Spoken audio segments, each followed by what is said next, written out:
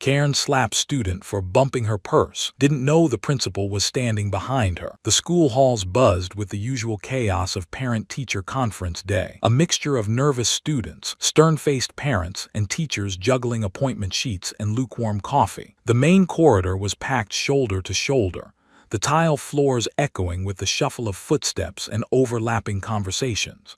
Posters advertising school plays and fundraisers flapped against the walls every time the doors opened. Fluorescent lights flickered overhead, casting a slightly sterile glow on the crowd as the intercom occasionally crackled with updates about delayed meetings or room changes. In the middle of this bustling scene, Karen stood stiffly near the administration wing, arms tightly crossed and lips pursed as if she'd bitten into something sour. She wore a pastel cardigan draped around her shoulders like a cape and clutched a leather purse so large and overstuffed it could double as luggage. Her eyes darted across the hallway, scanning the crowd with thinly veiled contempt, mumbling under her breath about how this whole place is run by clowns, and back in her day, children had manners. She had been waiting for her conference with her son's history teacher for over 20 minutes, and every passing second only sharpened the dagger of irritation building in her chest. A few feet away, 16-year-old Elijah Davis was navigating the hallway like a fish swimming upstream. With his dark hoodie slung over his backpack and a folder in hand, he weaved through the crowd politely, murmuring soft "excuse me" as he sidestepped parents and teachers alike. His mother, Principal Davis, had asked him to drop off a report to one of the social studies teachers before heading to her staff meeting. He wasn't looking for trouble. He never did. A quiet kid with decent grades and a reputation for helping out around the school, Elijah was well liked by teachers and students alike. But no reputation could protect him from what came next. As Elijah curved slightly to avoid a group of parents blocking the path, the edge of his backpack gently grazed Karen's oversized purse. It was the kind of accidental brush that happens dozens of times in a packed hallway. Most people wouldn't have even noticed, but to Karen, this moment was an assault. She jerked around with theatrical flair, her face twisted into a look of outrage so exaggerated it looked cartoonish. "Watch it," she shrieked, loud enough to cut through the ambient noise of the hallway. Elijah froze, blinking in confusion as he turned to see what happened. He didn't even get a word out before it happened. With zero hesitation, Karen's arm swung in a wide arc, and her open palm landed hard across Elijah's cheek. The sound of the slap cracked like a whip in the hallway, silencing the nearby conversations instantly. The slap stunned Elijah more than it hurt. His mouth fell open slightly as his head recoiled from the impact, and his folder slipped from his hand to the floor, pages scattering like startled birds. A collective gasp rippled through the nearby parents and students. Several phones came out immediately. Karen, still flushed with fury and breathing heavily, didn't seem to realize the gravity of what she had done. She pointed a trembling finger at Elijah and launched into a tirade. "This is exactly what I'm talking about. Entitled brats who think they can just shove people around. Where are your manners? No respect for adults, none at all." Elijah stood frozen, blinking back a wave of humiliation, his cheeks stinging and eyes watering, not from pain, but from the sheer shock and embarrassment of the public attack. He opened his mouth to speak, to apologize even though he wasn't sure what for, when he noticed the crowd parting behind Karen. A figure had emerged from the sea of onlookers, walking slowly and deliberately. Principal Davis. She had seen the entire thing. Her dark heels tapped steadily against the floor as she approached, her expression unreadable. Dressed in her usual professional attire, a tailored blazer, sharp slacks, and her school ID swinging from a lanyard, Principal Davis looked every bit the authoritative figure she was. But those who knew her well, like her staff and especially her son, could see the difference in her expression now. This wasn't just the principal walking toward a disciplinary issue. This was a mother who had just seen her child slapped by a stranger in front of a crowd. Karen continued her tirade, still oblivious. "This is why this school is going down the toilet, letting hoodlums like this run around unsupervised. Where's the staff, huh? Where's the discipline?" she barked, throwing her arms in the air. Then, without missing a beat, she turned toward the advancing figure and huffed, "Finally, someone in charge. Are you going to do something about this little delinquent?" Principal Davis stopped in front of her son and gently placed a hand on his shoulder, steadying him. Her gaze didn't leave Karen's face for a second. Elijah wiped his cheek, keeping his eyes down as she stepped between them. "That delinquent," Davis said in a low, calm voice that silenced the entire hallway, "is my son." Karen's face faltered. Her lips parted slightly and her eyes widened, just beginning to register the situation. "W8 what?" "I'm Principal Davis," she said, her voice like steel wrapped in velvet.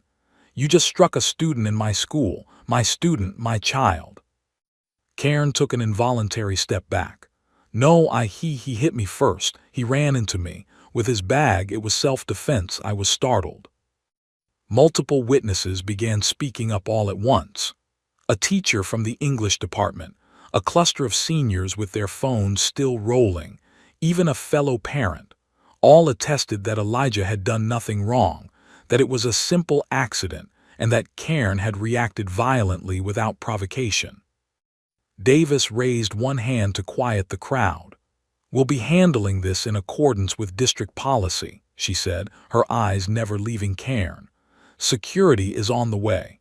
Until then, I suggest you wait quietly in the front office. You are not to speak to any more students or staff." Karen stammered, But I'm the victim here. You're just trying to protect your son." "No," Davis replied smoothly.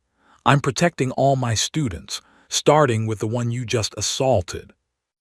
As two security guards appeared at the end of the hall and began making their way over, Karen's indignation turned to panic. She raised her voice again, but this time it was shaky, uncertain. "You can't be serious. This is insane. I didn't mean to hurt him." "You're going to have a chance to explain everything," Principal Davis said evenly, "to the school board and the authorities. But right now, you're done here." The guards flanked Karen, politely but firmly gesturing for her to move. The crowd began to disperse slowly, the buzz of whispers and shocked mutters returning like a rising tide. Karen was led down the hall, still protesting, while Davis knelt to pick up the papers Elijah had dropped. She handed them to him gently and placed a hand on the back of his head, pulling him into a protective half-embrace. In that moment, Elijah didn't care about the hallway, the phones, or even the sting on his cheek. His mother was there, not just as the principal, but as someone who saw everything, believed him, and stood between him and the worst of it. He breathed in slowly, let it out, and straightened up. He had no idea what the rest of the day would bring, but for now, he was safe. The door to Principal Davis's office closed behind them with a soft click, muffling the lingering hallway commotion. Inside, the familiar scent of books, lemon polish, and faint lavender air freshener did little to settle the storm brewing beneath the surface. Elijah sat quietly on the corner of the office's black leather couch, rubbing his fingers together absently while staring down at the manila folder in his lap. Principal Davis paced slowly behind her desk, her heels tapping against the tiled floor like a slow metronome. The silence between them wasn't awkward, but heavy, charged with the weight of the moment. She hadn't said much since leading him away, just short reassurances that everything would be fine and a firm reminder not to engage with the crowd. Now, with the door shut and no eyes watching, her poised expression faltered. She rounded the desk and knelt in front of him, placing both hands gently on his knees as she finally allowed herself a mother's moment. "Elijah, look at me," she said softly, her voice thick with barely restrained emotion. He glanced up hesitantly, and for the first time since the slap, he saw a familiar softness in her eyes, the same one she had when she used to kiss his forehead before bed or cheer from the stands during science fairs and recitals.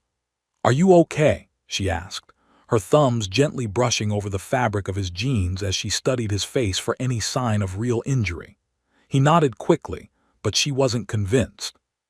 "Tell me the truth."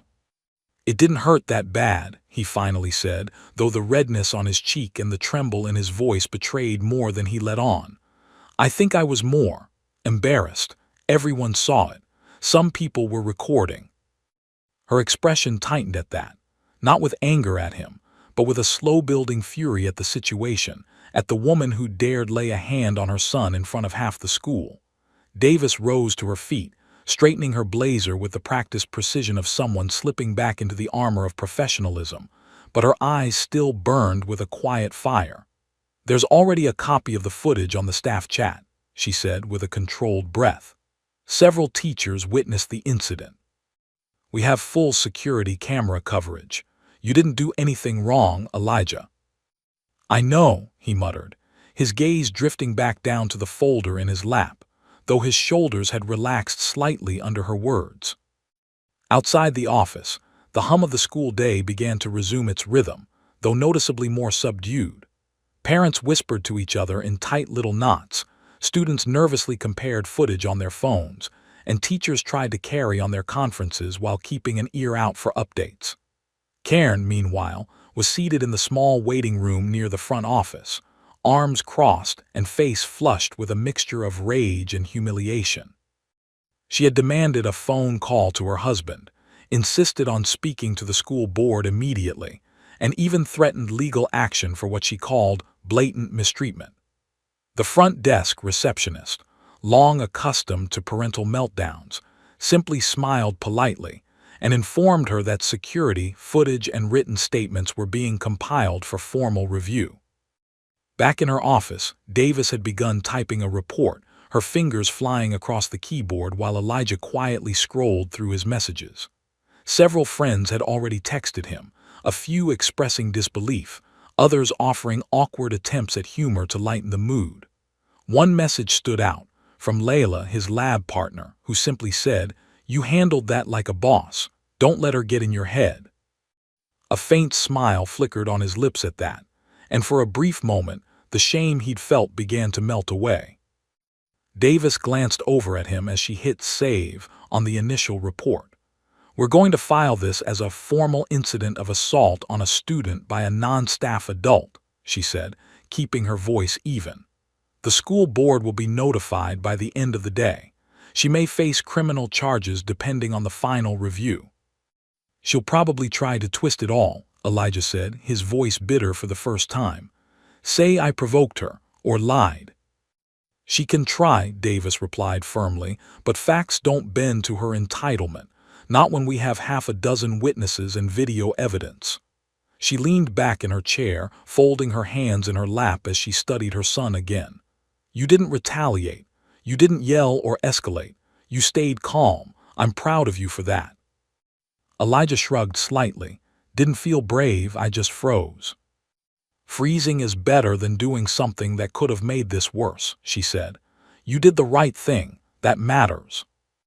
There was a knock at the door then, a quick professional tap, before it opened slightly and Vice Principal Carver stepped inside, his clipboard tucked under one arm. "We've moved Cairn to the counselor's office temporarily," he said. She was making a scene at the front desk, and some of the other parents started recording her ranting. "Figured you want her out of sight." "Good call," Davis said. "Has the footage been downloaded from the hallway cams yet?" "Already done.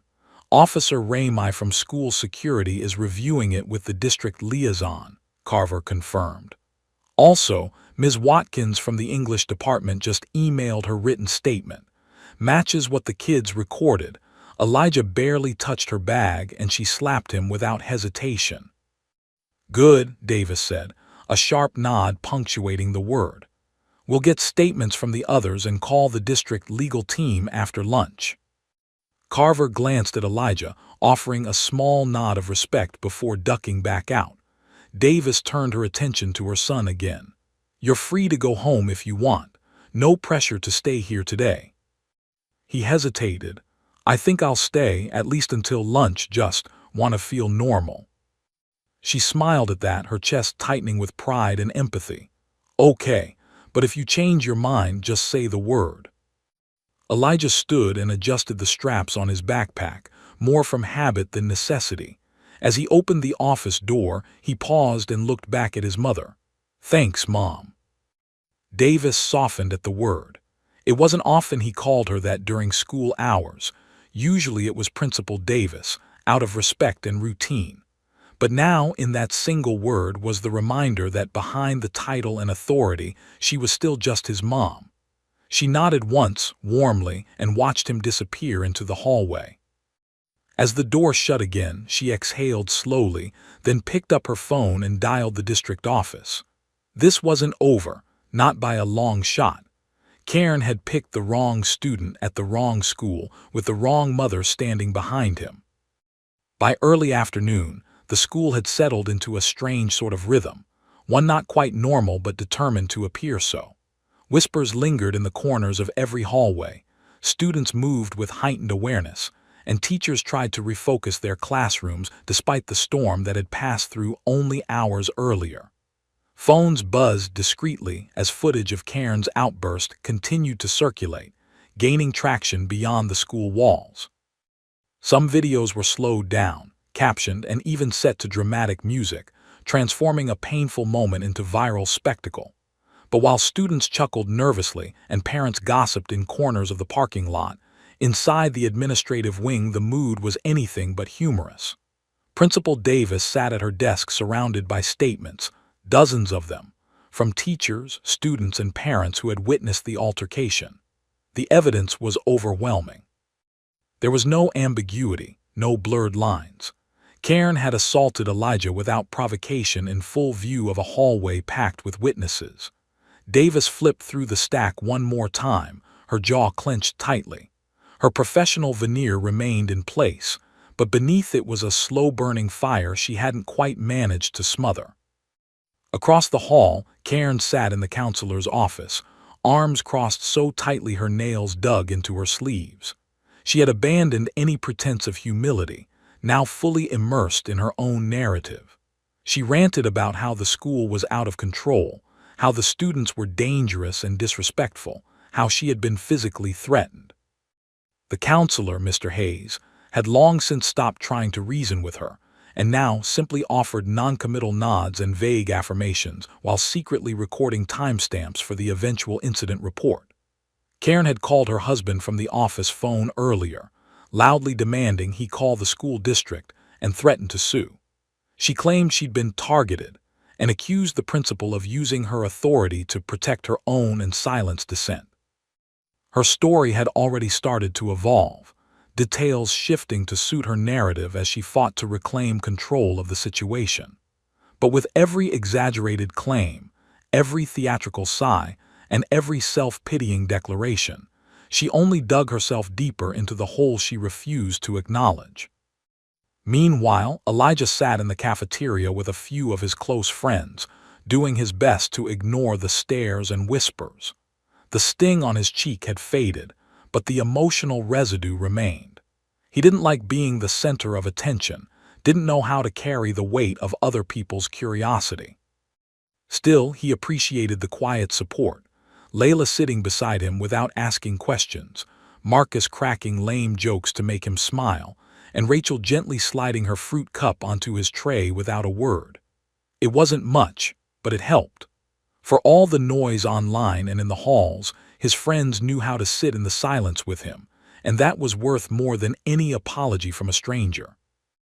Back in the front office, a conference call had been set up between Principal Davis, the school board liaison, the district legal advisor, and a representative from the local police department. Davis recounted the events methodically, her voice calm and unwavering. She detailed the slap, the witness accounts, the hallway footage, and Karen's ongoing behavior, pausing only to confirm timestamps and reference incident numbers. The legal advisor's tone grew more serious with each passing minute.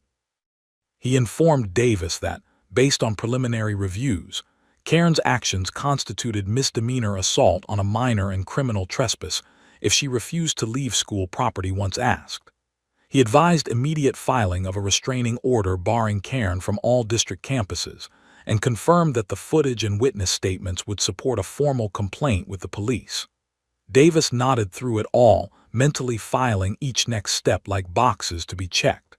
It wasn't enough to be angry. She needed to be thorough, precise, and composed. That was how justice would hold. By late afternoon, Officer Ramey from campus security stepped into the counselor's office and asked Karen to follow him. She scoffed, muttering that she was finally going to speak to someone with real authority, unaware that her next conversation would not be one she controlled. She was escorted to the principal's office where Davis, accompanied by Officer Ramey and Vice Principal Carver, waited calmly behind her desk. Karen entered with a forced smile, one that cracked at the edges when she met Davis's steady gaze. "I'd like to make a formal complaint," Karen began, digging through her purse for a crumpled notepad. "Your son assaulted me in the hallway this morning, and I've been treated like a criminal ever since." Davis didn't blink. "Ms. Harrington, we've completed our internal review. Multiple witnesses have provided statements. Surveillance footage confirms that your account of events is inconsistent with what actually happened." Karen froze mid-motion, her fingers curling around her pen. "Excuse me." "You struck a minor, unprovoked, in a public school hallway," Davis continued. "You've disrupted school operations, intimidated staff, and have refused multiple directives to remain calm and respectful. As of this moment, you are banned from all district property pending further legal action." Karen's eyes widened. "This is outrageous. You're just covering for your son. This is nepotism, corruption." Officer Ramey took a step forward. "Ma'am, you're being advised of your removal from campus. If you do not leave voluntarily, we will call the local authorities and have you trespassed." For a moment it seemed Karen might explode.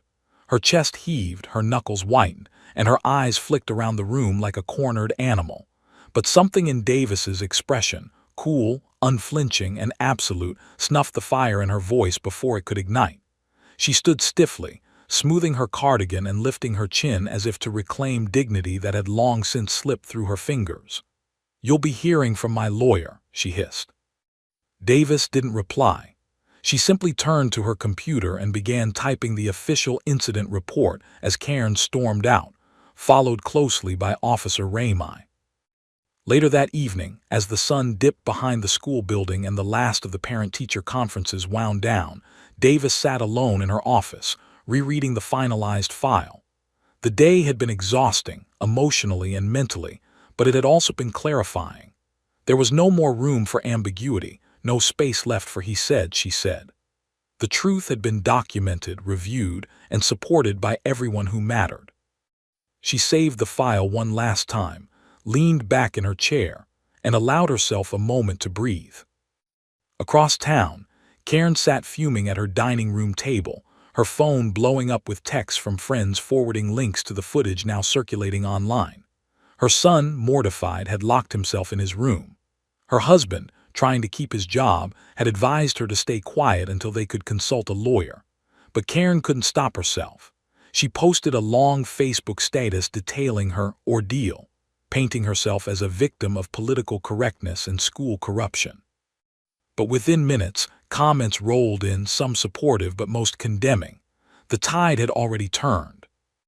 And back in his room, Elijah sat at his desk, finishing the assignment he had meant to deliver before the slap changed everything. He worked quietly, headphones in, not because he had to, but because he wanted to prove something, if only to himself. He was more than what had happened in the hallway, and he wouldn't let her take that away from him. The school board meeting was scheduled within 48 hours of the incident, and the anticipation around it had built to a near fever pitch. Though it was a closed session to the public, word had gotten around that Karen Harrington would be making a formal complaint against Principal Davis, and that Davis herself would be presenting the school's findings in return. Teachers exchanged tense glances in the break room, and students joked nervously in the hallways, but beneath the surface, everyone understood the seriousness of what was unfolding. It was more than just a slap now. It was about accountability, about the way power and privilege collided in real time and in public. It had become a symbol of something larger, and no one could ignore it anymore. That morning, Elijah sat in his first period English class, trying to focus on a grammar quiz, but his thoughts wandered.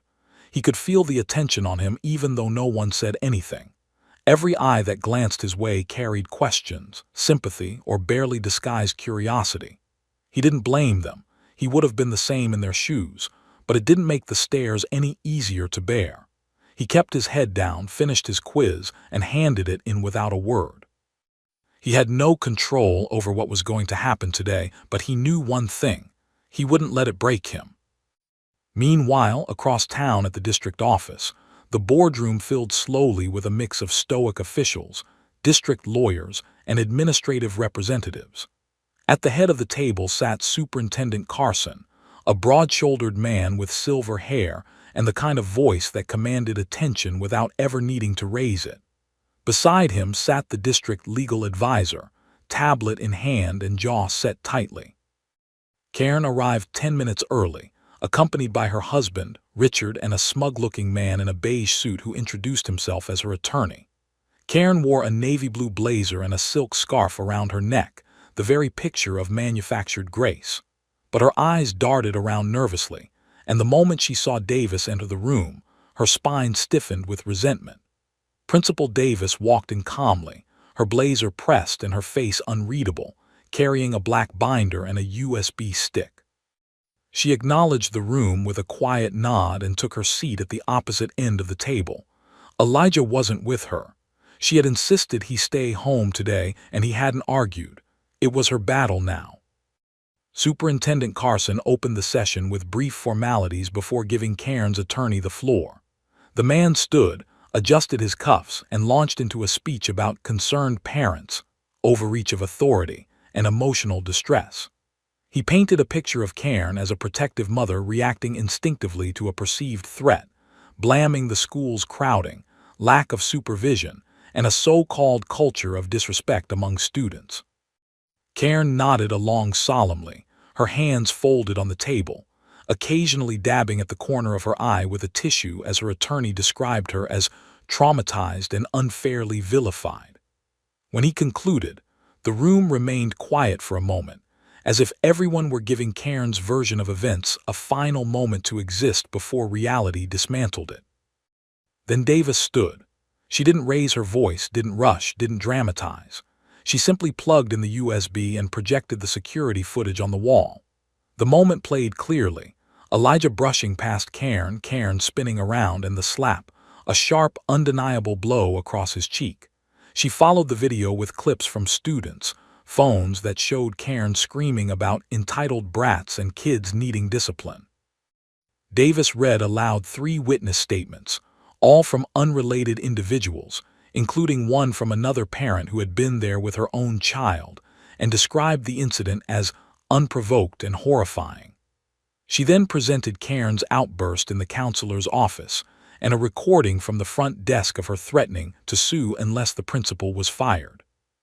She finished by calmly listing the district's policy on student protection and non-staff adult conduct on campus grounds, then sat back down without so much as a glance in Karen's direction. The silence afterward was deafening. Karen's lawyer stammered out a few objections, questioning the context, but no one responded. Superintendent Carson leaned forward, clasping his hands together, and looked directly at Karen. "Mrs. Harrington, do you deny that you struck a student in a school hallway?" Karen's lips twitched. "I was startled. He ran into me. I reacted." Carson nodded slightly, as though he had expected that answer. "Do you deny that your response was physical and immediate, and that you failed to notify any staff member afterward, instead escalating the situation?" Karen blinked rapidly. "He bumped me. These kids think they can just do whatever they want." The superintendent's expression didn't change. "Your actions were captured on no fewer than 4 devices in our surveillance system. We have statements from students, staff, and parents. We have documentation of your behavior afterward. This meeting is not about who was right. It is about consequences." Karen's husband reached over and whispered something to her, perhaps realizing the tide had already turned. Her lawyer cleared his throat and requested a delay in any disciplinary action pending a civil review, but the superintendent waved him off. "You are free to pursue legal action at your own discretion," he said. "However, the district has determined that Mrs. Harrington is permanently banned from all school properties." Furthermore, we are forwarding our findings to local law enforcement, who may pursue misdemeanor assault charges independently. We will also issue a formal statement clearing Principal Davis and the school of any wrongdoing." Karen opened her mouth to protest, but her husband placed a firm hand on her wrist, silently urging her to stop. Her eyes darted between the faces around the table, unmoved, resolute, and unanimous. For the first time, she seemed to realize that no one was coming to rescue her narrative. No amount of deflection or posturing would change what she had done. She sat back slowly, lips pressed tight, and said nothing more. After the meeting, Davis walked out alone into the crisp afternoon sunlight. The air was cool, and the wind lifted strands of hair from her face as she exhaled slowly, finally allowing herself to relax. Her phone buzzed with a message from Elijah. "Did it go okay?" She smiled faintly and texted back. "It's over." She tucked the phone away and stood still for a moment, watching the wind stir the leaves across the pavement, a strange peace settling over her shoulders. It had been a long 2 days, and there were more ahead, more conversations, more follow-ups, more work. But the storm had passed and the truth had held. That was enough for now. The following week brought a quiet kind of closure to the chaos that had so thoroughly consumed the school community. Though the incident had reached thousands online and sparked heated debates on parenting forums and local social media groups, inside the school itself, the mood had shifted from tense curiosity to subtle solidarity.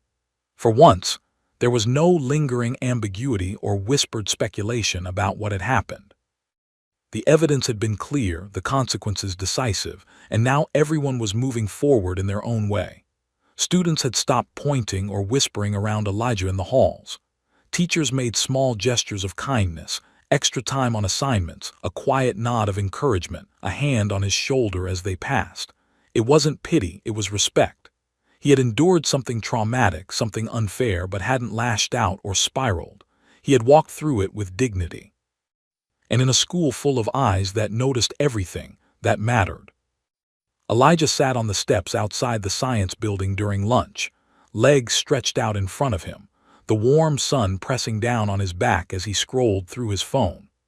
A few more headlines about the incident had trickled out, short local news blurbs confirming the charges against Karen, and a statement from the district emphasizing the school's commitment to student safety. Her name had become something of a cautionary tale, mentioned only in hushed tones now, like a ghost who had haunted the halls briefly before vanishing into scandal and silence. Elijah didn't feel triumphant. He didn't feel victorious. If anything, he felt a little older, a little heavier. The experience hadn't made him stronger in some dramatic way. It had just reminded him of how quickly the world could turn, and how vital it was to have someone in your corner when it did.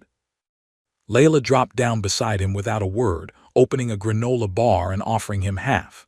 He took it with a faint smile, grateful for the normalcy of it. She didn't bring up the incident or ask how he was doing. She didn't need to.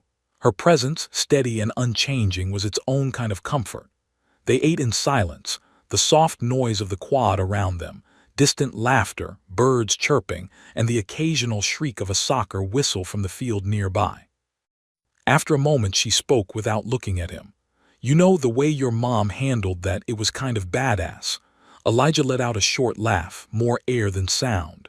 "Yeah, she doesn't play around." Layla grinned, nodding. "If I ever mess up, remind me not to do it in front of her."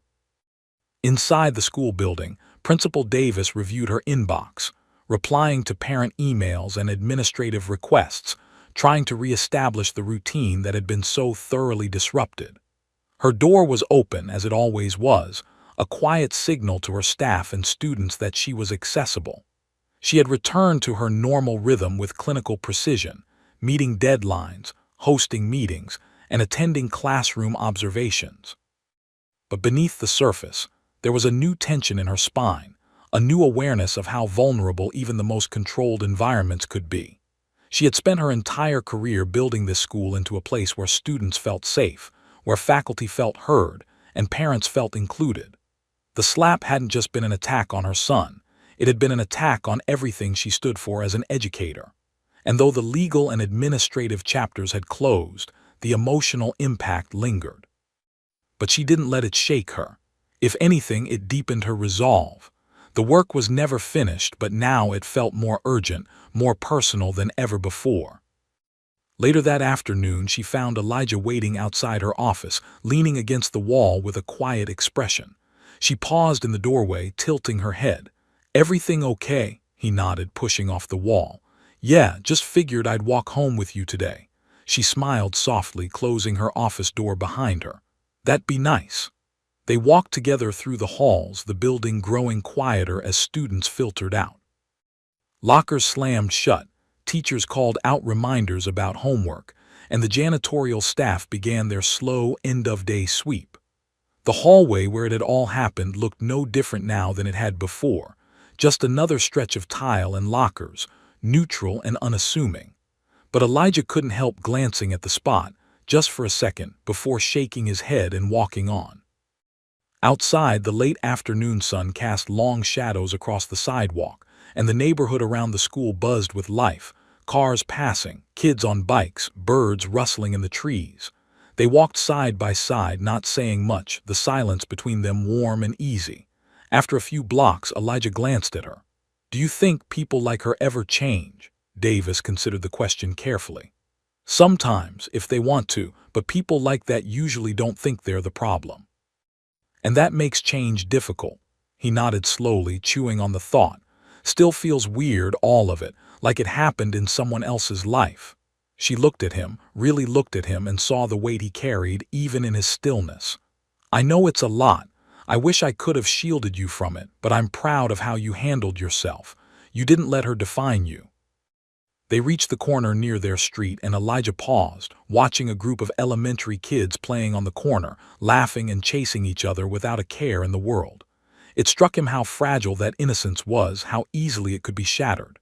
But it also made him realize something else. He was still standing, still walking, still living his life one step at a time. "Thanks," he said, his voice quiet. "Not just for being my mom, for being the principal too." She gave him a sideways glance, eyebrows raised with mock suspicion. "Are you complimenting me, Elijah Davis?" He grinned. "Don't get used to it." They laughed together as they continued down the block, the sound light and real, carried away by the breeze. At home, dinner was already in the slow cooker, and the familiar smell greeted them as they stepped inside. It wasn't anything fancy, just stew and fresh bread, but it felt like a celebration in its own way. A return to normal. A signal that life, no matter how chaotic, always found a way to move forward. That night, Elijah finished his homework early and sat on his bed scrolling through photos from the school's upcoming Spirit Week. He smiled at a picture of him and Layla in lab coats for Science Day, already planning their next joke outfit. The incident had become part of his story, but it wasn't the whole story. It never would be. Downstairs, Davis sat at the kitchen table reviewing her notes for the next school board meeting. There would be more challenges, more difficult parents, more unexpected moments. But this time she knew exactly what she was made of and what her son was too. Resilient, grounded, unbreakable. And as she closed her laptop and looked around the quiet house, she allowed herself one small, satisfied smile. Not of revenge, not of victory, but of peace. Because the woman who had tried to slap her son into submission had only succeeded in proving how strong they both truly were. And that truth would never fade.